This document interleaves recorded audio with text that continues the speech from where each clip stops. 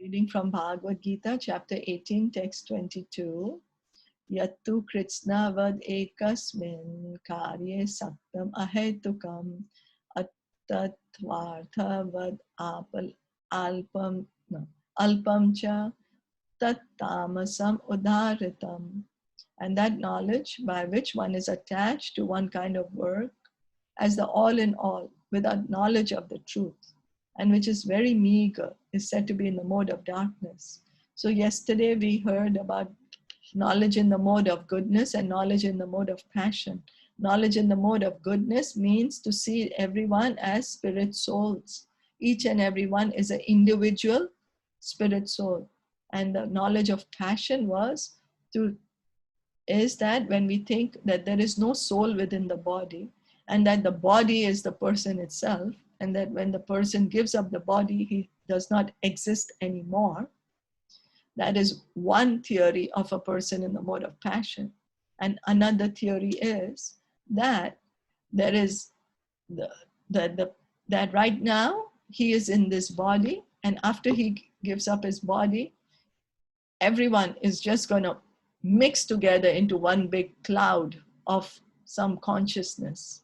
You know, it's going to be one supreme consciousness. And right now they are in the body because they are in Maya. But this knowledge is also in the mode of passion. Krishna is telling, because we continue to exist as individual souls, we can never ever become supreme conscious. Never. We do not have that capability or the capacity. Sugar will always remain sweet. Sugar can never become chili. No matter what we do to it, it cannot become a chili. Similarly, we are always individual living entities. We are always tiny parts and parcels of Krishna. We can never ever become God. Okay, and ignorance is the knowledge of the common man is always in the mode of darkness or ignorance, because every living entity in conditional life is born into the mode of ignorance. One who does not develop knowledge through the authorities or scriptural injunctions has knowledge that is limited to the body. We are all born in ignorance. Why? Because we think we are the body, and that is our ignorance. And if we do not try to understand the truth, then we are continuing to be in ignorance. He's not concerned about acting in terms of the directions of scripture. For him, God is money, and knowledge means the satisfaction of bodily demands. So a person, he does not want to take the time and the energy to find out the truth. He says, why? I have to make money. If I waste time to understand spiritual matters, I will not be able to make money. So he's making money more important than God. And so for him, money becomes God. And so this is in a mode of ignorance. And then just enjoying the body, I need whatever I need for the body, and that will satisfy me. And so that's why I'm going to put in a lot of energy for that, and not trying to understand about God. That is knowledge in the mode of ignorance. Such knowledge has no connection with the absolute truth. It is more or less like the knowledge of the ordinary animals, the knowledge of eating, sleeping, mating, and defending. Such knowledge is described here as the product of the mode of darkness. So we can see that majority of the world right now, we are in this position that only want to know how to eat better. There are more and more recipes coming out. So just, you couldn't even think that these kinds of foods could be made. And we see every time there is more and more foods are being made. So much energy is being put in eating. And then so many restaurants, different cuisines, then sleeping. So many more and more different, we can see this mattress, that mattress, sleeping pills. There's a lot of energy going. Defending, we can see practically each country spends the maximum amount of money in self-defense, in weapons. And mating, mating is not only the the union of a man and woman, but also that we want to live in a comfortable house, the care and affection we have for our children, all that comes under mating. And we can see it's becoming more and more. Such knowledge is described here as the product of the mode of darkness.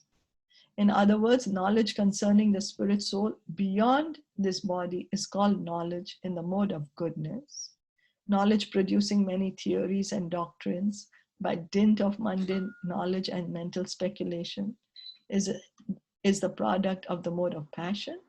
And knowledge concerned only with keeping the body comfortable is said to be in the mode of ignorance. So when we are trying to understand, oh, I'm not this body, I'm actually a spirit soul. When we are trying to understand this knowledge is in the mode of goodness.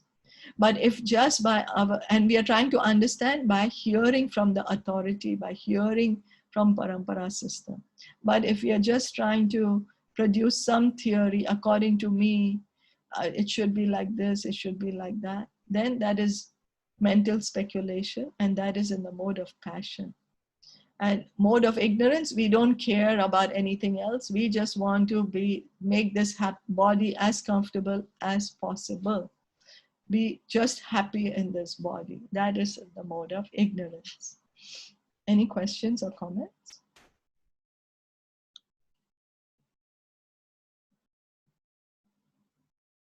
No?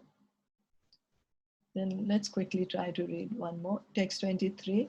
Niyatam sangarahitam aragad dveshta kritam afala prepshuna karma yattat satvikam uchyate.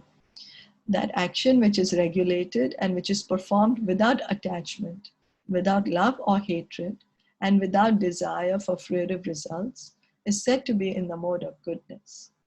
Regulated occupational duties as prescribed in the scriptures in terms of the different orders and divisions of society, performed without attachment or propriety rights, and therefore without any love or hatred, and performed in Krishna consciousness for the satisfaction of the Supreme, without self-satisfaction or self-gratification, are called actions in the mode of goodness.